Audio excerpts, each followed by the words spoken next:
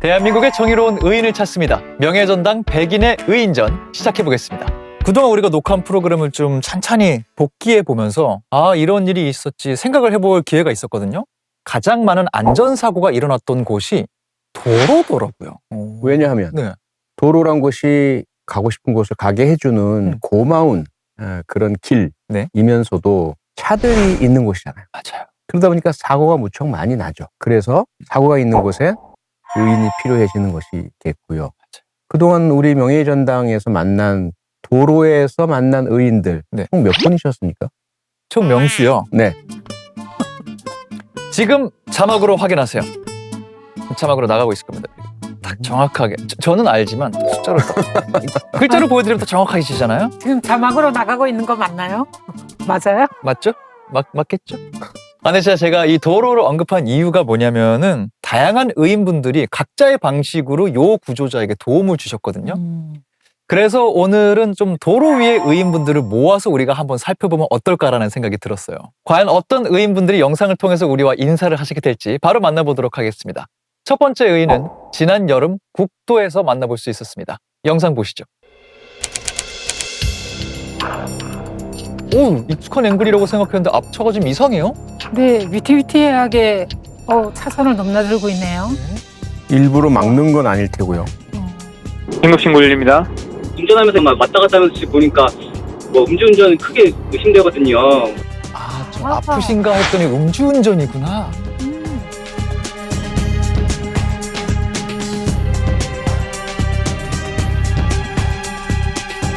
어이구. 어허. 맞네, 음주운전 맞았네.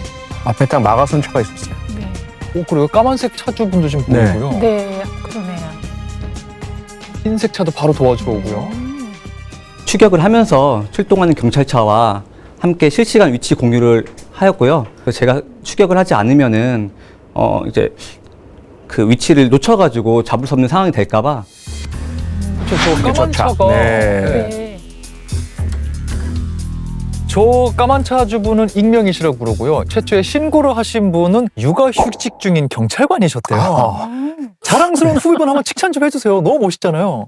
네. 정말 업무 중에 저렇게 기민하게 대응을 하셨어도 정말 훌륭하고 대단한 경찰관으로 상을 주고 싶은 분인데 사실 경찰관 업무가 얼마나 힘듭니까? 그래서 뭐 휴직이다 휴가다 하면 다 내려놓고 싶고 있고 싶거든요. 그럼에도 불구하고 그 경찰관 본능을 발휘해서 음주운전 차량을 포착하고 쫓아가고 신고하고 후배 경찰관 정말 칭찬하고 격려하고 응원합니다. 대단합니다. 정말 멋지십니다, 진짜. 까만색 차를 타고 나타나신 그 익명의 차주분도 맞습니다. 굉장히 중요한 역할을 해주셨어요. 대단한 역할을 하셨죠. 네. 정확히 어떤 분인지 파악이 안 된 건가 궁금한데요. 네, 어떻게 된 건가요? 나중에 그 언론 보도를 보고 자기 자신인 줄 알았답니다. 네, 30대 직장인 박민호라는 분이셨는데요. 퇴근길에 이제 승용차가 도주하는 것을 보고 도와야 되겠다는 생각에 음주 차량을 막아섰다고 합니다. 근데 이분이 지금은 제도가 폐지됐는데 의경 출신이었어요. 네. 경찰관 세계관이 이렇게 또 이어지는군요. 그러니까 정말 한 번 경찰은 끝까지 경찰인 거예요. 이런 분에게는 뭐 용감한 시민상, 표창장 이런 거 좀 나오지 않나요? 그렇지 않아도 감사장을 받았답니다. 네. 의경으로 복무하셨던 경찰서에서 더 의미가 있네요. 그러네요. 사실 제가 의경분들하고 같이 2년을 근무했었거든요. 소대장으로. 근데 그 의경들이 가지고 있는 어떤 그런 의지와 경찰관 못지않은 국민에 대한 헌신 봉사 자세를 너무나 제가 잘 알고 있어서 저분 같은 경우는 정말 그런 훌륭한 의경의 표상 같은 분이고 더더군다나 본인이 복무했던 경찰서에서 이제는 시민의 자격으로 감사장을 받으셨다, 표창장을 받으셨다. 그 영향은 아마 앞으로도 계속 지속될 것 같고요. 그래서 저분은 그냥 사시는 내내 그냥 의인으로 사시게 될 것 같고 그럴 수밖에 없을 것 같습니다. 그럼요. 그래서 저런 분을 이제 우리가 도로 위의 보안관, 맞아요. 시민 보안관 뭐 이렇게 불러드려야 될 것 같습니다. 비공인 암행 순찰차 같은 느낌으로 앞으로도 조금 이상하다 하는 차 있으면은 경각심을 갖고 지켜봐 주시지 않을까라는 기대를 갖게 돼요. 근데 이런 영상이 있었다는 건 의인분들의 활약도 활약이지만 술을 얼마나 드셨길래 경찰을 피해서 도주까지 하셨던 걸까요? 혈중 알코올 농도가 네. 0.2%였다고 합니다. 0.08인가가 취소 아닌가요? 네, 그렇죠. 그런데 0.2라는 거는 정말 만취 상태로 드신 거라고 좀 해야 될까요? 어느 정도인가요? 네. 0.2%가 넘는다? 이건 최고 수준의 처벌을 받는다. 이렇게 이해하시면 되겠고요. 네. 통상 2년 이상 5년 이하의 징역 혹은 1,000만 원 이상 2천만 원 이하의 벌금형에 처해지게 되는 그런 상당히 심각한 범죄 행위다. 이렇게 보셔야 되고요. 네. 그런데 그 상태에서 만약에 사고까지 내고 그 다음에 이제 적발당했다라고 한다면 교통사고 처리 특례법상의 처벌을 받거나 네. 그 위반 행위의 정도에 따라서 특정범죄 가중처벌법에 의한 그런 형사처벌까지도 받을 수가 있는 네. 범죄이니까요. 피해자가 사망하신다든지 중상 입으신다든지 이런 이제 피해로 야기된다라고 한다면 최대 무기징역 아이고. 또는 3년 이상의 유기징역형에까지 처해질 수가 있습니다. 음주운전자 분도 의인분 덕분에 큰 벌을 피한 거긴 하네요. 그렇죠. 네, 정말 더 위험한 일이 좀 벌어질 뻔했어요. 처벌, 큰 벌을 피했다라는 것도 의미는 있겠지만 그보다 더 중요한 게 있지 않습니까? 처벌에 앞서서 생명이 더 중요하잖아요. 맞아요. 음주운전, 늘 우리가 이야기하지만 잠재적 살인 행위입니다. 절대로 결코 생각조차 해서는 안 됩니다.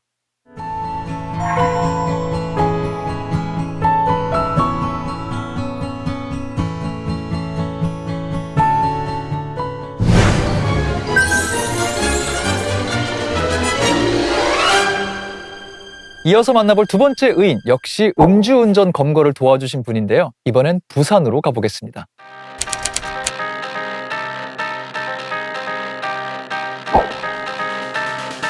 벌써부터 지금 넘나드네요. 어이구, 오, 막아요. 위태롭네. 뒤에서 보면 이거 아슬아슬하거든요. 그렇죠. 아니 마치 차가 술을 마신 양 너무 비틀거려서 그러게요. 그렇네요. 예. 예, 그 앞에 차가 렌트카 같은데 음주 의심이 돼갖고 황영선을 대형 방면으로 가려고 하거든요.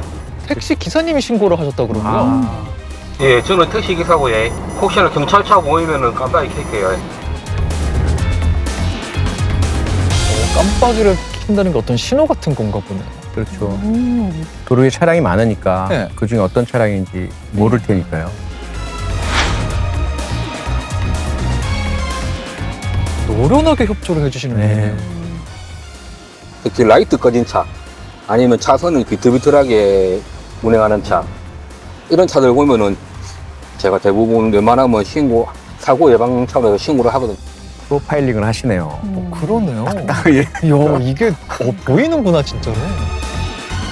잘 보면은 근데 경찰분이랑 소통하시는 것도 그렇고 나중에 상황 정리해 주시는 것도 그렇고 경험이 있으신 분 같거든요. 이분이 그전에도 음주운전자를 검거를 하는데 도움을 드린 게 벌써 3번이나 있었다고 합니다. 그래서 표창장도 네. 3번을 받으시고 네. 도로 위에 보안관이라고 해도 과언이 아니죠. 그러네요. 네. 그리고 저는 경찰차가 보이면 내가 깜빡이를 켜겠다.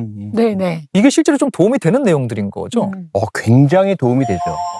때로는요, 네. 야간에 갑자기 앞에서 위태로운 모습을 보신 분들이 신고를 하실 때가 있어요. 빨리빨리 와주세요. 저 음주운전 같아요. 아직 사고 날 것 같아요. 네. 어디시죠? 여기 어디지? 또는 여기 어디예요? 까지는 말씀하시는데, 그 다음에 말씀 안 하시는 게 있죠. 차량은 정지해 있지 않잖아요.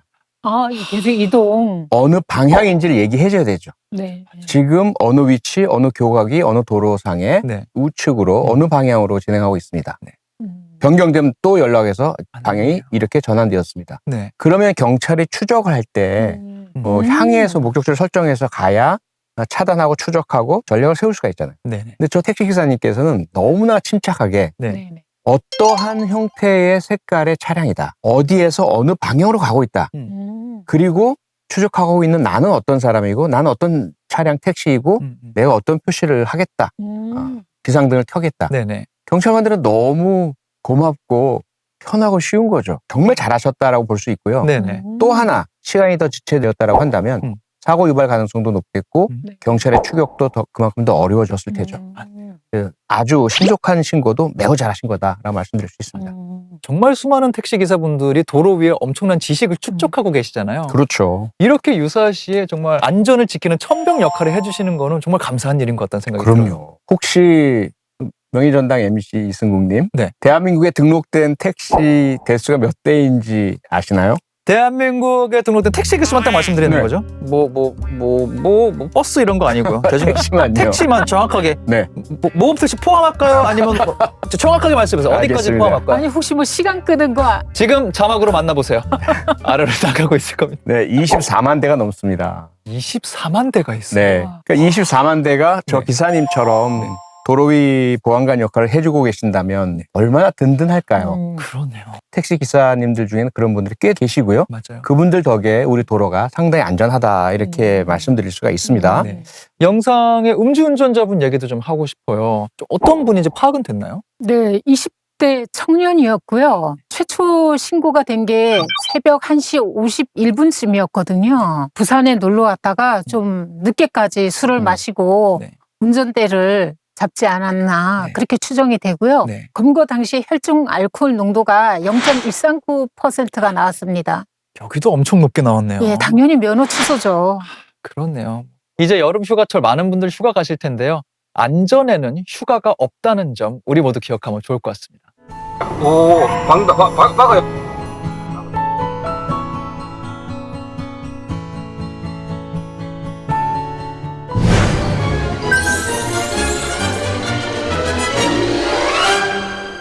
세 번째 의인 만나보도록 하겠습니다. 이번에는 음주운전 검거하는 다른 영상이라고 하는데요. 충북 제천으로 갑니다.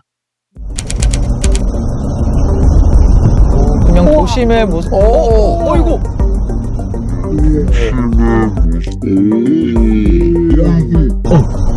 지금 아이고 밑으로 들어갔어요. 예, 예.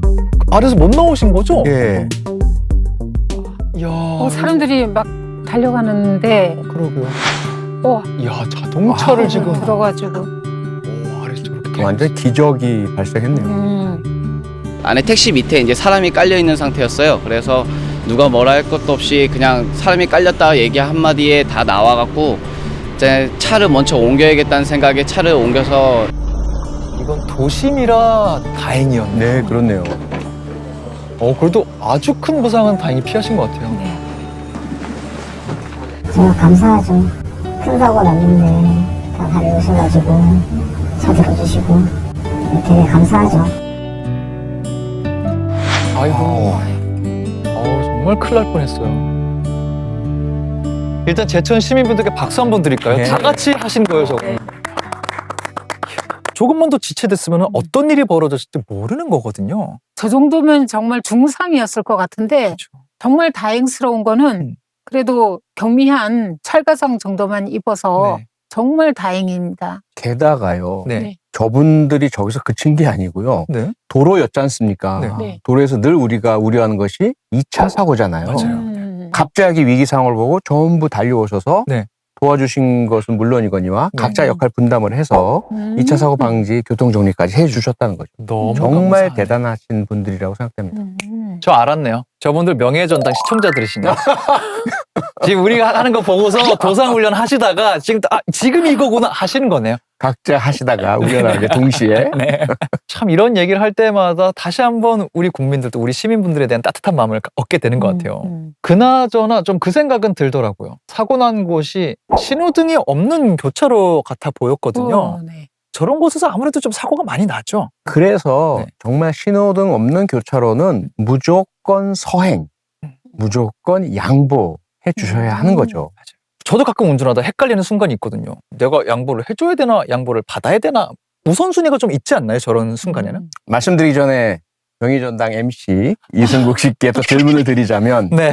앞서 본 영상에서 오토바이는 직진을 하고 있었죠. 네. 네. 택시는 좌회전을 하고 있었죠. 네. 네. 그런데 동시에 이루어지면서 네. 신호등 없는 곳이다 보니까 네. 사고가 났단 말이죠. 네. 누가 더 책임이 클까요? 누가 더 책임이 클까요? 누구에게 우선순위가 있을까요? 질문을 좀 바꿔보겠습니다. 그러니까 양보를 받았어야 되는 사람인 거죠. 그렇죠. 일단은 직진 차량이 양보를 받아야 된다. 그러니까 직진 차량 우선이다. 이렇게 맞나요? 정답입니다. 역시 명예전당 MC의 자격이 있으시네요. 제가 또 운전면허가 있는 사람입니다. 이 정도는 또 제 기본은 알고 있죠. 직진 우선. 여러분도 제 덕분에 아신 거예요? 직진 우선. 다행이다. 맞춰서 다행입니다. 진짜 질문 나갑니다. 네. 넓은 도로가 있어요. 네. 좁은 도로가 있습니다. 네. 맞나요? 네. 넓은 도로에서 진행하던 차량, 네. 좁은 도로에서 진행하던 차량. 네. 두 차 중에 어떤 차의 우선권이 있을까요? 굉장한 함정이 있을 것 같거든요. 큰 도로와 작은 도로가 만나는데 그래도 또 제가 어렴풋이 또 배웠던 거 운전은 흐름입니다. 좁은 도로가 우선순위를 가져가야 되지 않을까요? 왜냐면 이 좁은 도로가 양보를 못 받으면은 뒤에 계속 밀린단 말이에요. 좁은 도로 차를 빨리 보내줘야 흐름이 원활하게 흘러가지 않을까라고 한번 정답을 제시해 봅니다. 땡입니다. 아니에요? 틀렸습니다. 큰 도로예요? 실망입니다. 굉장히 저에게 실망하게 되는데. 네, 좀 아셔야 될 게 뭐냐면 네. 도로교통의 기본은 네. 흐름입니다. 일단. 거기까지 맞았어요? 네. 네? 교통이 원활하게 흘러가야 되겠죠? 네? 많은 차량들이 다니는 곳은 넓은 도로일까요? 좁은 도로일까요? 많이 다니니까 도로가 넓게 만들어졌겠죠, 애초에. 그렇죠. 그래서 일단은 넓은 도로 우선이고요. 좁은 도로에서 오는 차량을 우리가 진입이라고 하죠. 네네. 그래서 진입 차량이라고 부릅니다. 진입 차량이라고 하니까 맞네요. 진입 차량이 나중에 들어오는 게 맞네요. 여러분 아셨죠? 진입 차량이 큰 도로라는 이유가 있는 거예요. 근데 여기서 하나 질문 드리겠습니다. 지금 제가 틀리는 모습을 보면서 계속 비웃던 분이 계세요. 실장님은 알고 계셨어요? 큰 도로가 우선이라는 거? 저도 잘 몰랐습니다. 너무 다행이다. 나만 몰랐던 거 아니라 다행. 근데 네. 저는 여기서 한 가지 드는 의문이 네. 만약에 도로 폭이 같을 수도 있잖아요. 그렇죠. 예. 사실 그런 경우에는 어떻게 해야 될지. 아주 좋은 질문이십니다. 네. 2차선 도로, 3차선 도로 같은 폭이 같은 도로끼리 서로 만나는데 네. 또 어떤 곳에 우선권이 있을까? 그러게요. 우측 통행입니다. 네. 그러므로 네. 우측에 있는 도로가 우선권을 갖습니다. 우측 도로가? 그렇습니다. 그렇군요. 그래서 언제나 네. 직진 우선 그리고 넓은 도로 우선, 네. 우측 우선 이것만 기억하시면 네. 서로 왜 양보 안 해? 이러실 필요 없고요. 네. 그리고 당연히 그 전에 네. 먼저 진입한 차량 우선. 그럼 이런 우선순위 알고 있으면 나중에 뭐 이렇게 혹여나 사고가 나도 딱 이렇게 싸움하기는 좋겠네요. 당신 한데요. 100%야 이러면 뭐 이러고 할 수 있게. 바로 그 점이에요. 우선순위가 있다고 해서 언제나 나에게는 과실 0, 상대방 100 이건 아니라는 겁니다. 그래요. 네, 100대 0은 대단히 드물어요. 주차되어 있는 차량을 뒤에서 그냥 받을 때 이런 경우를 제외한다면 그래요. 네, 언제나 과실은 나뉘게 되어 있습니다. 네. 언제나 사고를 예방하는 운전을 하겠다라고 생각하시기를 좀 당부드리고 싶습니다.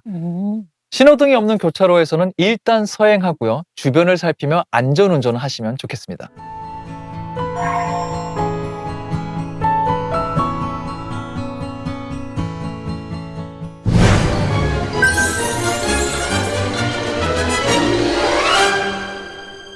이번엔 저희 명예전당 스튜디오에 모실 의인분 영상 만나보도록 하겠습니다. 굉장히 영화 같은 일이 불과 얼마 전에 벌어졌었다고 하는데요. 경기도 용인으로 가보겠습니다.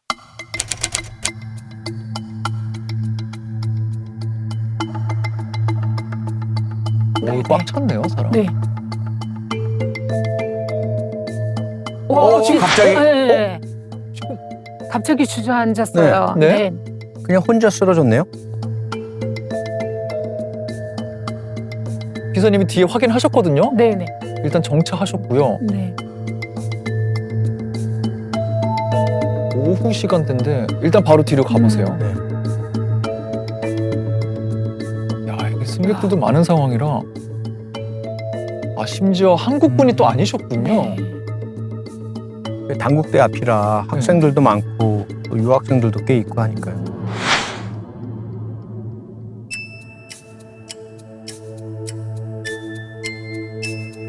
지금 기사님이 직접 요 구조자를 업고 내리시는 것 같은데요. 네.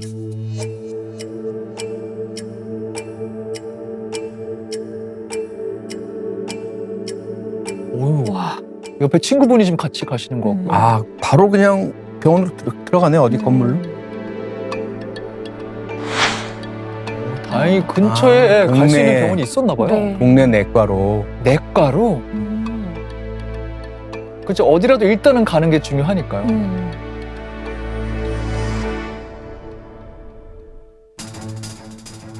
마을버스에서 갑자기 쓰러진 중국 유학생을 구조하신 이시영 기사님 함께합니다. 반갑습니다. 네. 안녕하세요. 저희 명예전당 1화를 또 보셨다면서요? 네, 네. 어떠셨어요? 시청자로서 저희 1화 어떻게 보셨나요? 제가 평소에 알고 있는 분이 나와서 굉장히 반가웠어요. 저희 동네 이웃이라서 그쪽 같은 동네. 네. 너무 저도 반갑고 용인에서 오셨구나. 네. 저희 또 동네 분 정말 겹친 반가움이 있거든요. 저희도 너무 반가운 마음으로 오늘 함께하고 있고요. 오시기 전에 저희가 잠깐 영상을 봤어요. 정확하게 어떤 상황이었는지 한 번만 다시 설명해 주시겠어요? 단국대에서 죽전역까지 운행하는 24번 노선이에요. 근데 더운 날이었는데 어떤 승객분이 사람이 쓰러졌어요. 소리 질러서 제가 차를 정차시키고 가보니까 어떤 여학생이 이미 쿵 하고 쓰러져 있었어요. 아니 그런데 영상에서도요. 딱 이렇게 예상했던 것처럼 침착하게 딱 정차하시고 문 열고 나오셔가지고 뒤로 가서 그다음에 찬정거장 더 진행을 하셔서 병원으로 들어가시는. 혹시라도 이전에도 유사한 상황들을 접하시거나 그런 일을 해보신 적이 있으신가요? 아니요, 없습니다. 처음이셨어요? 네네. 근데 어떻게 이렇게 자연스럽게 모든 게 흘러갔을까요? 제 딸이다라고 생각. 딸을 둔 엄마라고 말씀 주셨지 네. 않습니까? 네. 처음 그 학생 봤을 때 어떤 생각이 드셨어요? 우리 딸도 지금 대학생이 2명이 있거든요. 그래서 네네. 늘 이 버스를 타려면 막 뛰어오는 학생들도 있고 우산 없이 가는 학생들도 있고 이런 걸 보면 우리 딸들도 지금 이 시간에 저렇게 네. 저러고 있겠구나 생각하니까 네. 쓰러진 학생도 내 딸이다라고 생각했어요. 그렇기 때문에 또 평소보다도 더한 집중력이 나오는 순간이 분명히 있었을 것 같고요. 네. 이런 것도 있어요. 순간 버스 이제 출발해야 돼요. 네. 근데 뒤에서 우리 딸 또래 같은 학생이 저 멀리서 잠깐만요 하고 뛰어와요. 네. 그러면 조금 더 기다려주시고 막 이런 적도 있을 것 같다는 생각도 들어요. 많이 있어요. 그래서 네. 다른 뒤에 계신 버스 기사님들한테 좀 민폐가 될 때도 또 학생 입장에서는 그런 기사님 한 분 한 분이 네. 너무 감사하거든요. 뛰어오는 학생을 태워가면 그 학생은 이 버스를 타면 강의에 안 늦을 수도 있고 직장인들은 직장에 안 늦고 지하철을 탈 수도 있고 그런 상황이기 때문에 될 수 있는 대로 끝까지 뛰어오는 사람은 태우려고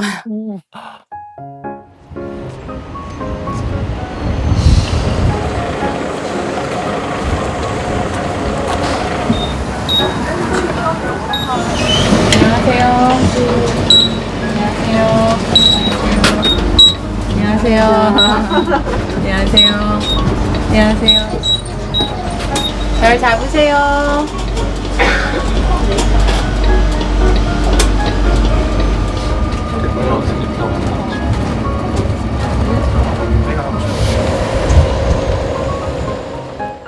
마을버스 기사로는 또 어떻게 일하게 되신 거예요? 제가 원래 운전하는 걸 좀 좋아하긴 해요. 좋아하긴 한데 남편 사업이 조금 어려워져서 가정 생활에 좀 도움이 될까 하고 남편 몰래 일을 시작했죠. 이제는 아시고요. 네, 이제는 알아요. 아실 수밖에 없겠죠. 네. 그런데 지금 계속 얘기를 듣다 보니까 네. 말투에서 조금 친근감이 느껴지거든요. 혹시 고향이 강원도 영월이에요. 어쩐지 강원도 분이시군요. 네. 제가 친근한 그런 걸 느꼈습니다. 네. 이렇게 바로 지금 지역으로 묶고 가시는 거예요? 게스트분? 아니 그냥 친근감이 느꼈다 이 정도죠. 오케이 알겠습니다. 지금 살고 계시는 곳은 용인이세요. 뺏어가지 마십시오. 그리고 용인에서도 제가 지금 30년 넘게 살았기 때문에 네. 용인 사람이죠. 네. 저는 그럼 이시영 기사님과 같은 대한민국 국민이라는 공통 분모 하나 가져가도록 하겠습니다.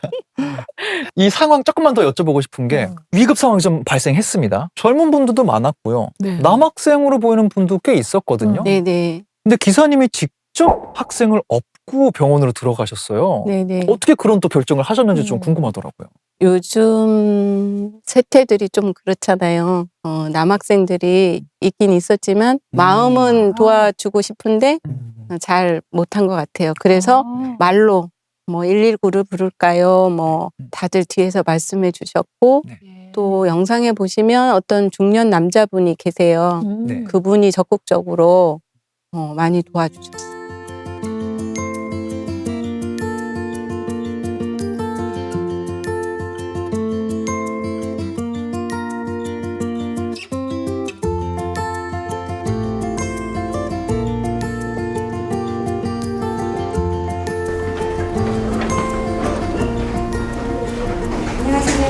아이고 예 안녕하세요. 안녕하세요. 대장 나보셨죠? 대전은 한 2년 전인가 다른 데서 봤었는데 깨끗하다고 해서 보긴 했었어요. 어제로 볼 때 잠깐만요. 위에 볼까요? 위에 보세요. 약간 리얼도 있을 지도 사고. 밖에서 이제 소리가 나면서 응급환자 왔다고 얘기를 하고 또 이시영님은 저희 교회 교인이기도 하고 그분은 올라오면서 목사님 그러고 올라왔대요. 들었거든요. 근데 이제 응급환자 왔다고 해서 이제 나가서 보니까 젊은 청년, 그때 이제 외국인인지 몰랐는데 수액실 쪽에 침대가 있고 거기에 장비들이 다 있으니까 그쪽으로 눕혔죠. 의식은 없었고요. 그다음에 완전히 축 처진 상태로 반응도 없었고 아주 저혈압이 많이 심했었고 식은땀도 많이 났었고 그래서 그 심폐소생 할 수 있겠구나 그런 생각을 하고 이제 환자를 봤죠.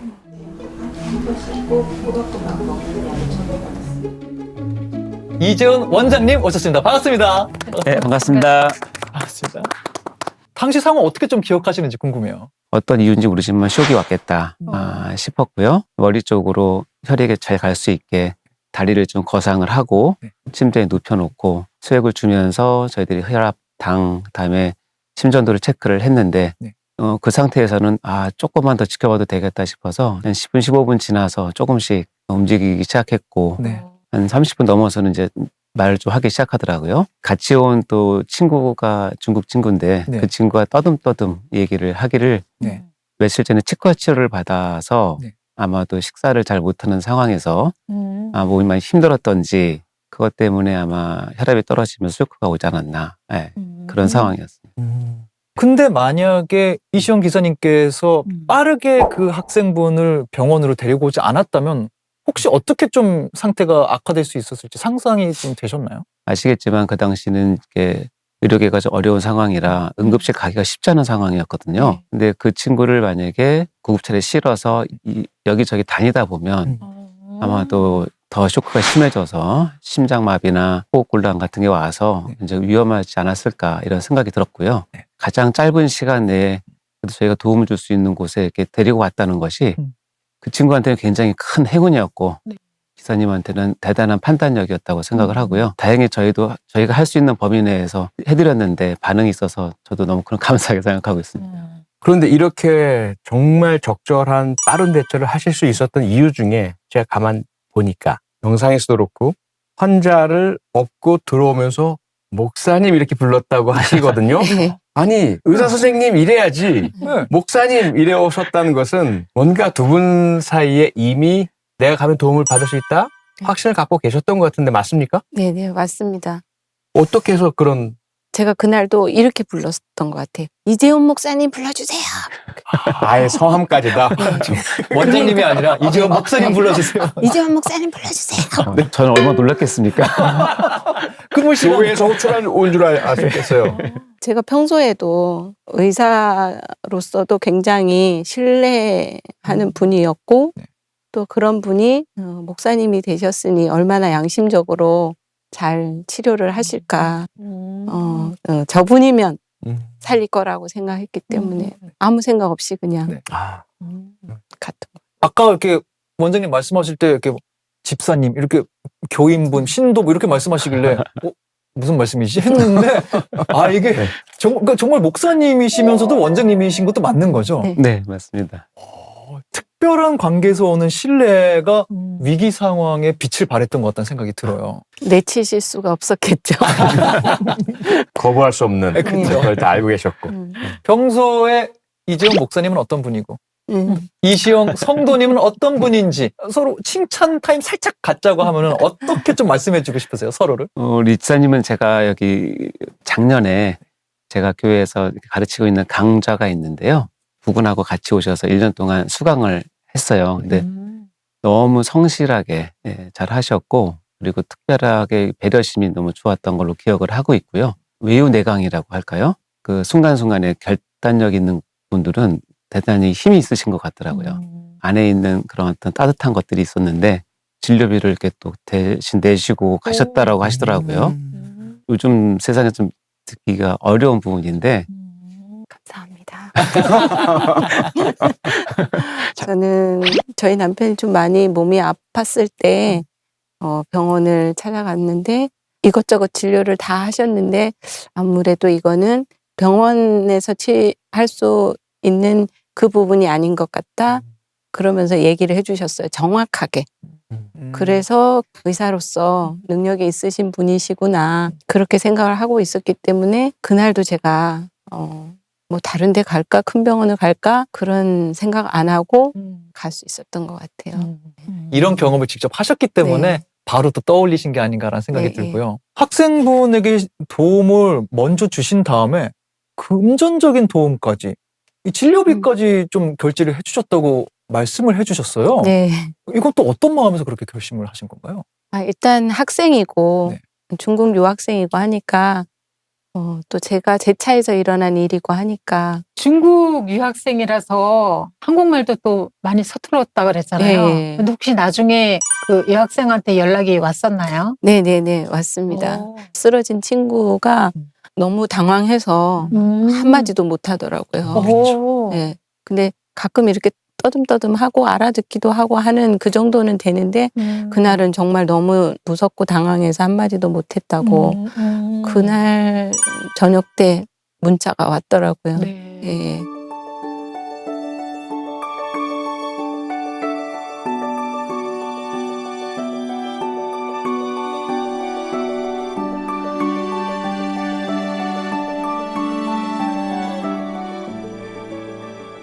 이후로도 좀 만나거나 뭐 하신 적도 있나요? 아니면 그렇게 그냥 감사 인사하고 마무리가 됐나요? 두 분의 관계는? 저는 주일밖에 휴무를 못 한다.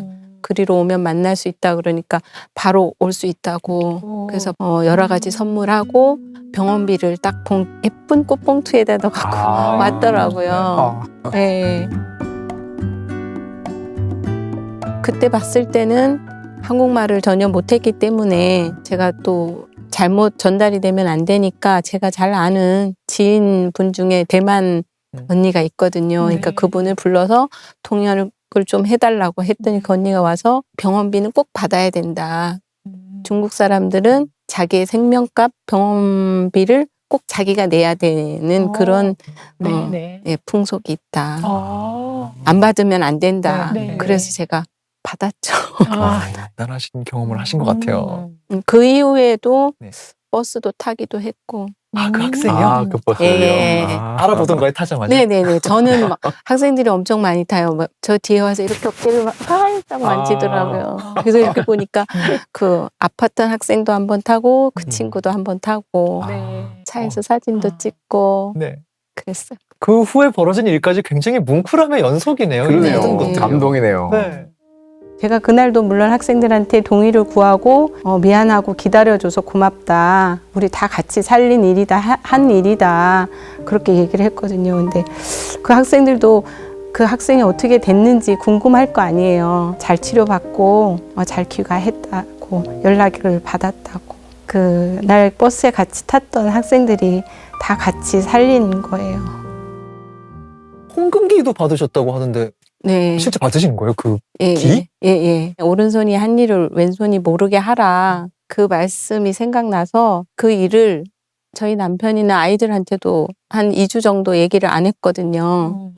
네. 대신에 이제 회사에는 제가 장애인 주차 구역에 주차를 했으니 과태료가 50만 원 나올 수가 있잖아요. 그래서 그것 때문에 영상을 좀 복사를 해 주시면 좋겠다. 그것만 얘기를 했는데 그 이후에 그 학생들이 중간고사도 있고 뭐 하니까 조금 텀을 뒀다가 그런 걸 준비했으니 회사로 찾아가겠다. 그래서 이렇게 알게 된 거예요. 내 생명의 은인에게 이 붉은 그 비단으로 만들어진 깃발을 선물하는 또 그 문화가 있거든요. 그 홍금기라고 하는데 어떻게든 드려야겠다라는 예, 마음으로 예. 갖다 주신 게 아닌가 생각이 예, 들어요. 예, 맞습니다. 거기에 자기 이름까지 다 새겨가지고 제 이름도 넣고. 원장님도 그럼 홍금비 받으셨나요? 그것도 큰 도움 주셨나요? 글쎄요. 저는 못 받았는데. 아, 근데 진료를 안 받았어야 되나 봐요. 살짝 삐치신 듯한. 아닙니다. 제가 농담으로 여쭤본 거고 학생분들 입장에서 어쨌든 가장 먼저 나의 상태를 파악하고 병원으로 데려다 준 분에게 감사 인사를 전하신 게 아닌가 생각이 드네요. 제가 한번 찾아봤어요. 그랬더니 오른손이 한 일을 왼손이 모르게 하라라는 생각을 가지셨다고 하셨는데 그 결과는 정반대로 나타났습니다. 이게 국제적으로 알려졌어요. 이게 그 사우스 차이나 모닝 포스트라고 많이 들어보셨을 텐데 네네. 아시죠? 네, 영자 신문이거든요. 중국 관련 또 아시아 관련된 홍콩에서 발간되는 신문인데 전 세계 독자 수가 엄청나게 많아요. 여기에 기사가 실렸더라고요. 그러면 어떻게 되냐면 중화권은 당연히 관심 가지고 읽을 테고 중국이나 아시아에 관심 있는 영어로 된 언론을 읽는 분들도 보시고 아시게 됐다는 이야기죠. 그럼요. 거기에다가 이 학생이 다니는 단국대학교에도 폭넓게 알려졌고 방송국에도 알려졌고 유튜브 조회수는 100만이 넘어갔고 맞아요. 그러면 뭐 엄청나게 많은 사람들이 갑자기 이시영 기사님을 아시게 됐다는 이야기인데 운전하시면서 혹은 다른 곳에서나 알아보시는 분 혹시 계시지 않으셨어요? 많이 그렇죠. 네, 있으세요. 다른 데 거주하시는 분이 자기가 너무 마음이 많이 아픈 일이 있었는데 저를 보고 많이 상처가 치료돼서 제 차를 한번 타고 싶어서 멀리에서 오셔서 이번에는 못 만나나 보다 하고 가려고 했는데 마지막에 제 차를 타셨대요. 그러면서 막 너무 막 글썽글썽 하시면서 전혀 모르는 분인데. 네, 전혀 모르는 분이에요. 대단하시네요. 진짜 이런 일도 벌어지네요. 그리고 또 단국대 학생들도 분명히 반응이 있었을 것 같아요. 학생들도 곰 인형이 있거든요. 네, 그 곰 인형을 사갖고 기사님 드리려고 왔어요. 그러면서 뭐 커피도 사오고 뭐 초콜릿, 사탕 이런 것도 주고 이런 기념품 인형 같은 것도 이거 받고 기분이 어떠셨어요? 너무 좋았어요.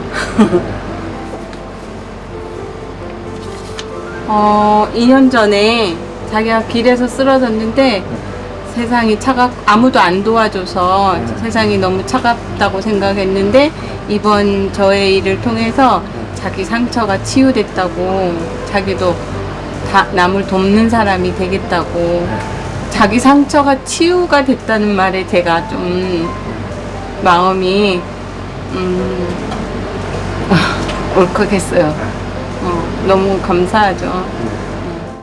버스 기사님에 대한 신뢰도도 많이 늘어나가지고 타기 더 좋았던 것 같아요. 평소에도 되게 편리하게 버스 태워주시니까 되게 감사하다는 말 드리고 싶어요. 돈을 받아야 되겠다 하는 그런 마음이 들었습니다. 그게 뭐 그렇게 쉬운 일은 아니겠죠, 기자님? 쉬운 일은 아닙니다.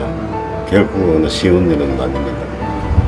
그냥 지나칠 수도 있을 일인데 그렇게 순간적인 판단을 정말 잘 해주셔서 대처까지 잘 해주신 거에 일단 저도 너무 감사를 드리고 다른 이제 일상생활에서 그런 일이 있었다면은 저도 약간 좀 더 용기를 낼 수 있는 그게 될 것 같아서 너무 감사하다고 생각합니다. 지금 한 7개월가량 좀 넘었는데요. 그래서 처음에는 아이들 얼굴도 있고 남편 자존심도 있고 하니까 얘기를 안 하고 했는데 저도 많은 사람들에게 용기가 되고 그리고 의미 있는 일을 했구나 제가.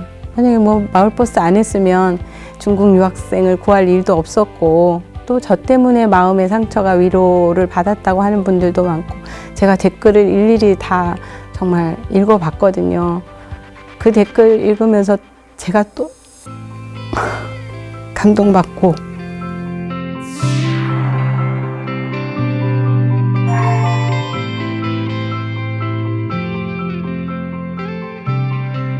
이제 이시영 기사님은 어디 길 가다가 휴지도 함부로 못 버리시거든요.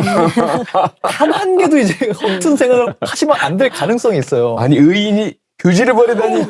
저분 그분 아니야? 막 이럴 수가 있는데. 실망이야? 뭐 이러면서요. 앞으로 어떻게 의인으로 계속 살아가시게 된 거 부담은 없으세요? 부담스럽습니다. 그래서 제가 만약에 휴지를 버리다가 누가 발견해서 아유 텔레비에 나온 의인이 뭘 저래 그러면 제가 사람보다 좋지 휴지가 뭐는 이런 말도 준비를 하긴 합니다만 그럴 일은 없어야 되겠죠. 늘 의식을 가지고 살려고 합니다. 더.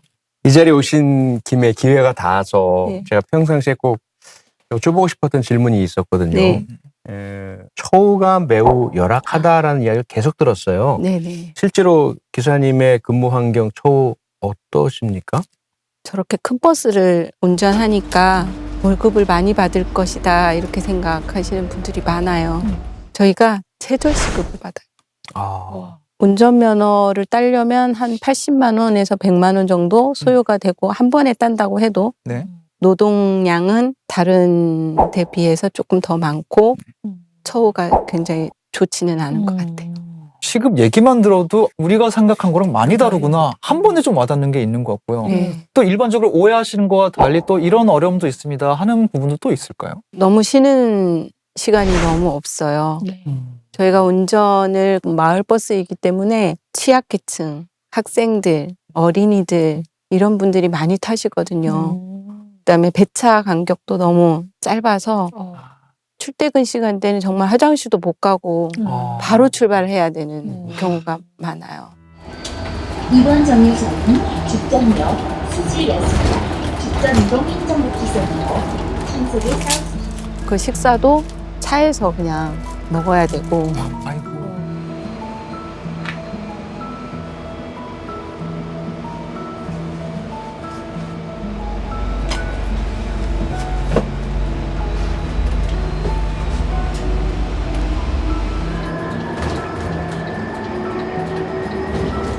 좀 숨기고 싶은 모습들도 그대로 다 노출이 돼야 하는 경우가 많아요. 대형 버스가 갈 수 없는 동네 곳곳을 가주기 때문에 마을버스가 너무 필요한 버스인데 이렇게 처우가 상상과 다를 거라고 저는 상상을 못 했거든요. 소장님, 이런 거 좀 개선할 수 있는 방법 없을까요? 문제는 인기겠죠. 그리고 예산이겠고요. 동네 다니는 마을버스 이렇게 보시면 거의 예외 없이 기사 구함 붙어 있을 겁니다. 기사가 부족하다는 이야기고 하려는 분들이 안 계신다는 이야기거든요. 얼마나 심각한 상황인지 서울시에서 마을버스 기사에 대한 현황 조사를 했는데 지난 5년간 13% 감소입니다. 그럼 새로 충원이 돼야 될 텐데 충원이 안 되니까 계속 감소만 되는 거예요. 만약에 기사분 확충이 잘 안 된다. 어떻게 될까요? 앞서 쉴 시간도 없으실 정도로 계속 돌리든지 아니면 배차 간격이 늘어날 수밖에 없겠죠. 운행 횟수가 줄어들겠죠. 그러면 돌봐드려야 하고 지원해드려야 하고 보호해드려야 할 분들이 가장 피해를 입게 되신다라는 것이고요. 방법 있다고 말씀드렸죠. 필수 노동 수당 지급이라는 게 있어요. 반드시 필요한 그런 분들이기 때문에 이 최저시급에 해당되는 열악한 처우는 안 된다. 그러므로 지방자치단체에서 필수 노동 수당을 지급하는 제도가 있거든요. 그리고 준공영제라고 해서 이 마을버스의 운영에 대한 기본적인 안전망을 마련해주고 보조를 해주는 거예요. 그런데 이런 방법들이 다 도입이 되고 충분히 시행이 되느냐? 그렇지 않다는 거예요. 반드시 최우선 과제로 해결을 해 주셨으면 하는 그런 강한 바람과 희망을 좀 전달해 드립니다.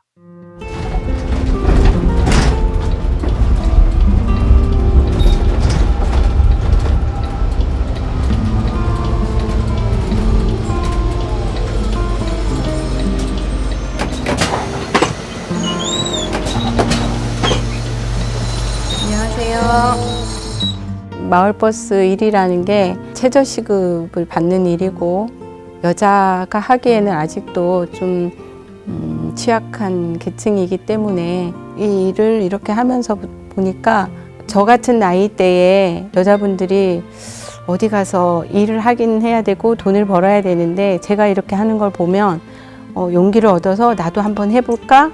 이렇게 용기를 갖는 분들도 많아요. 저는 오히려 저를 보고 많은 사람들이 희망을 갖는 것을 굉장히 좋게 생각해요. 두 분 앞으로 비슷한 일을 한 번 더 마주한다. 똑같이 행동하실 것 같으신가요? 네, 지체 없이 또 할 수 있어요. 당황은 하겠지만 당연히 해야죠.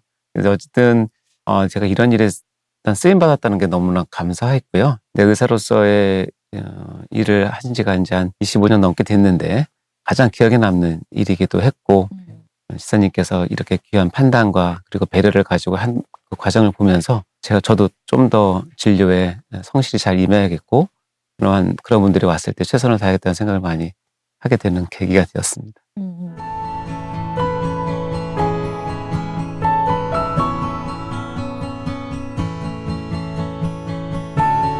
이시영 기사님 명예전당 12번째 의인으로 선정되셨습니다. 축하드립니다.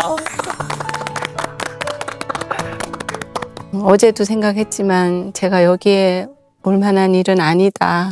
오지 않겠다고 말을 해야 할까 막 그런 고민 많이 했습니다. 부끄럽습니다. 아시겠지만 의인이라는 거는 내가 의인이라고 생각하는 게 아니라 주변 사람들이 저 사람 의인이야 하면 그 사람이 의인이거든요. 저희는 굳건히 믿고 있습니다. 의인이시라고요.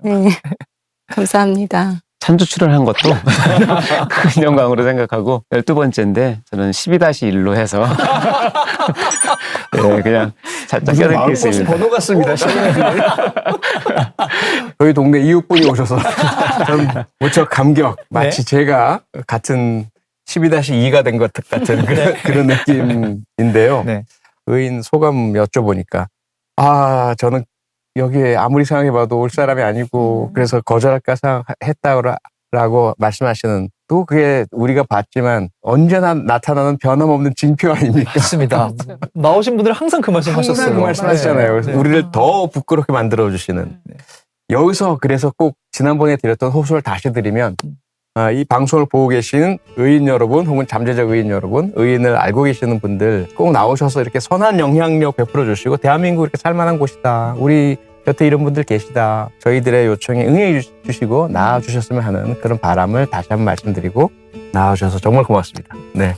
저는 이시영 기사님이 그 응급 상황을 굉장히 빠르게 판단하셨거든요. 만약에 이런 것들이 없었다고 한다면 고국에 있는 부모님이 공부하러 간 아이가 대한민국 땅에서 갑자기 그런 일을 당했다 그러면 얼마나 원통하겠어요. 이제 그런 일을 진짜 막아주신 거고 고향이 강원도고 제2의 고향은 또 경기도 용인이고 여러 가지 측면에서 저도 굉장히 기쁩니다. 우리 모두 남을 타인으로만 바라보지 않는 한 주도 보내면 좋겠다는 생각하게 됐습니다. 대한민국 5천만 국민 모두가 정의로운 의인이 될 때까지, 대한민국이 의인이 필요하지 않은 사회가 될 때까지 명예전당의 불은 계속 밝히고 있겠습니다. 감사합니다. 다음 주에 인사드릴게요. 수고 많으셨습니다. 너무 고생 많으셨습니다. 그 학생들 다 이해했겠죠. 네, 이해하고 제가 병원에서 나오니까 박수 쳐주고. 진짜? 다 기다리고 있었구나 또. 네. 고생했다고. 댓글에 보니까 그 기다려주는 승객들이 대단하다고 그러더라고요. 맞아요. 그 시간 동안에. 정의로운 의인을 찾습니다. 여러분이 알고 계신 의인을 세상에 소개해주세요. 명예전당은 여러분의 제보를 기다립니다. Makes her frown. Which dress would she wear today? On which way should she smile at?